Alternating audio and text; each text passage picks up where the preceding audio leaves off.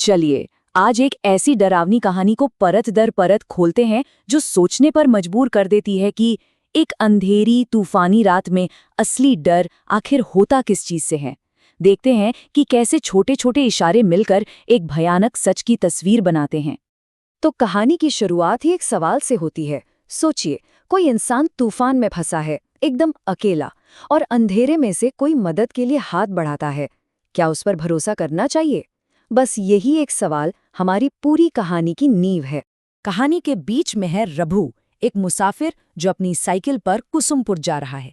पर लगता है किस्मत को कुछ और ही मंजूर था और वो अचानक से आए एक जबरदस्त तूफान के बीचों बीच फंस जाता है। कहानी के शुरुआत में ही एक बहुत बुरा संकेत मिलता है। आसमान का रंग राख जैसा हो जाना। ये सिर्फ मौसम का बदलना नहीं है, बल्कि ये आने वाले खतरे की पहली घंटी है। ये माहौल में एकदम से एक टेंशन और एक अनजानापन भर देता है। और फिर रघु की हालत बहुत तेजी से बिगड़ने लगती है। इतनी तेज बारिश होती है कि सड़क का नामो निशान ही मिट जाता है।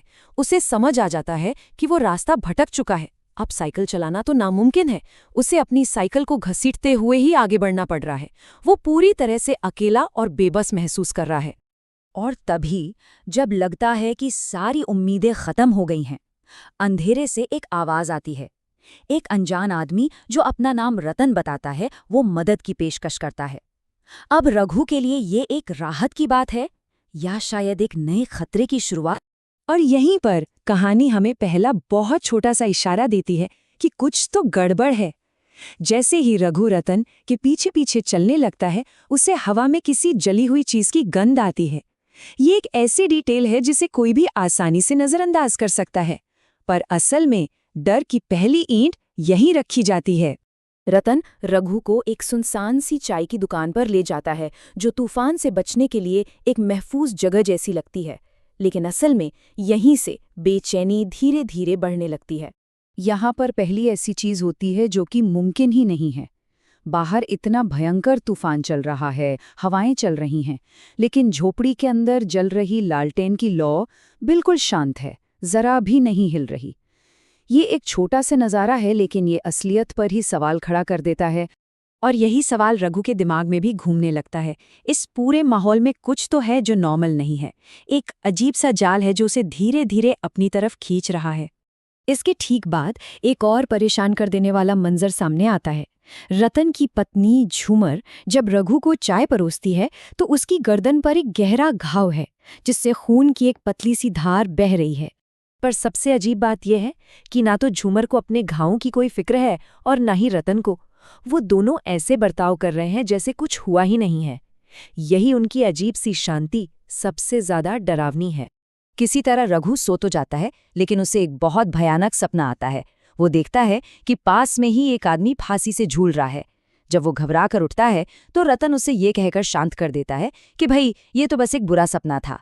लेकिन क्या वो सच में सिर्फ एक सपना था? कहानी अब एक नया मोड़ लेती है।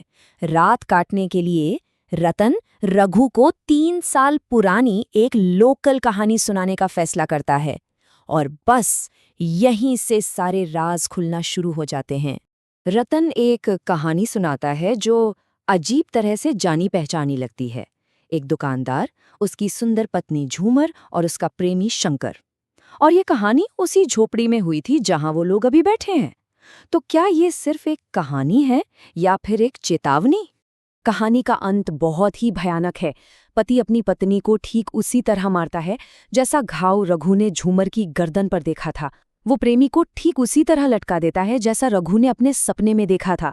और आखिर में वो झोपड़ी को जला देता है, जो उस जली हुई गंध की वजह बताता है। अचानक सारे इशारे, सारी कड़ियां जुड़ने लगती हैं। कहानी के बाद सुबह हो जाती है। तूफान थम चुका है और रात का वो सारा डर एक बुरे सपने जैसा लगने लगता है। ऐसा लगता है जैसे चलो खतरा टल गया। रघु चैन की सांस लेता है। रतन और झूमर तो कहीं नजर नहीं आ रहे। वो अपनी साइकिल उठाता है और वहां से निकल जाता है, इस बात से खुश होकर कि वो उस डरावनी लगल से बच निकला। लेकिन कहानी अभी खत्म नहीं हुई है। कुछ दूर जाने पर रघु को अपनी सबसे बड़ी भूल का एहसास होता है। वो पैसों से भरा अपना बैग वहीं झोपड़ी में भूल आया है। अब उसे वापस लौटना ही पड़ेगा। और अब आता है कहानी का आखिरी और सबसे खौफनाक मोड़। जैसे ही रघु साइकिल मोड़कर वापस उस चाय की दुकान पर पहुंचता है, उसका सामना एक ऐसी हकीकत से होता है जिसकी उसने कभी कल्पना भी नहीं की थी। यही है वो चौंकाने वाला सच। जिस झोपड़ी में उसने पूरी रात गुजारी थी वो अब वहां है ही नहीं। उसकी जगह पे सिर्फ एक जली हुई झोपड़ी का ढांचा खड़ा है। इसका मतलब वो पूरी रात एक खंडहर में भूतों के साथ था। इससे पहले कि रघु इस सदमे से उबर पाता, एक आवाज आती है। कोई उसका पैसों का बैग हाथ में लिए खड़ा है, और ये आवाज उस भयानक सच पर मोहर लगा देती है जिसे वो मानना ही नहीं चाहता। वो झूमर का भूत है। उसका चेहरा खून से सना है और गर्दन का वो घाव अब बिल्कुल साफ दिख रहा है। रात के वो सारे खौफनाक पल, वो जली हुई गंध, वो स्थिर लौ, गर्दन का घाव और वो लटका हुआ आदमी, सब एक साथ मिलकर एक भयानक सच की शक्ल में उसके सामने आ जाते हैं। रघु वहीं बेहोश हो जाता है। तो ये कहानी हमें एक सवाल के साथ छोड़ जाती है। कहानी और हकीकत के बीच की लकीर कितनी धुंधली हो सकती है? क्या रघु ने सिर्फ भूतों का सामना किया, या फिर वो खुद हमेशा के लिए उस कहानी का हिस्सा बन गया?